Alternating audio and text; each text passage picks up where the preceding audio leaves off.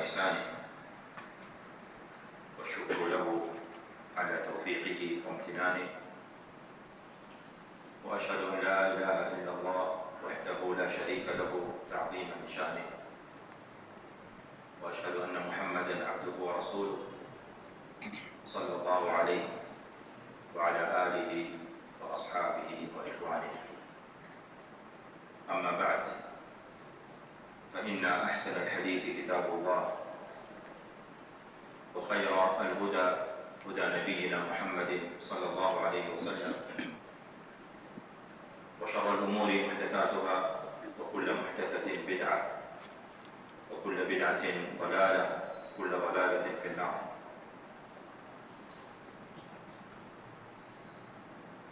Ndugu Waislamu, ni furaha kubwa baada ya kumshukuru Allah subhanahu jalla wa ala kwa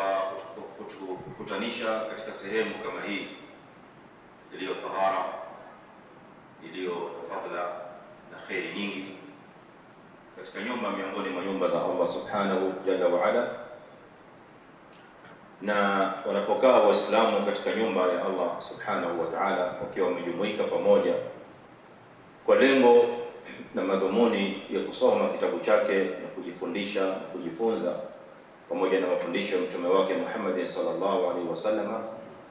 basi Waislamu katika mkusanyiko kama huo, kama tunavyojua, wanapata kheri nyingi sana, wanateremkiwa na rahma ya Allah subhanahu wa ta'ala, wanafinikwa na wanazungukiwa na malaika wa rahma Allah subhanahu wa ta'ala, pamoja na kwamba wanatajwa Waislamu wote walioko hapo mbele ya Allah katika hadhara ya Allah subhanahu wa ta'ala kwa wema na kwa uzuri. Kwa tunamwomba Allah subhanahu wa ta'ala atujalie sisi sote tulioko hapa miongoni mwa hao waliotajwa, na atukutanishe kama tulivyokutana hapa katika nyumba yake kwa ajili ya lengo lake na kwa ajili ya kutafuta radhi zake na kusoma ilmu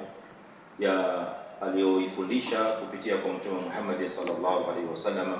Tunamwomba kadhalika Allah subhanahu wa ta'ala atukutanishe fi jannatihi jannatin na'im, innahu waliyu dhalika wal qadiru alayh. Mawdhu ya khutba ya maw'idha au darsa ambayo tumekusudia kuizungumza katika magharibi ya leo mpaka wakati wa isha inshallah ta'ala, na kutokamana na utangulizi ambao Imam ameueleza, nimefahamu kwamba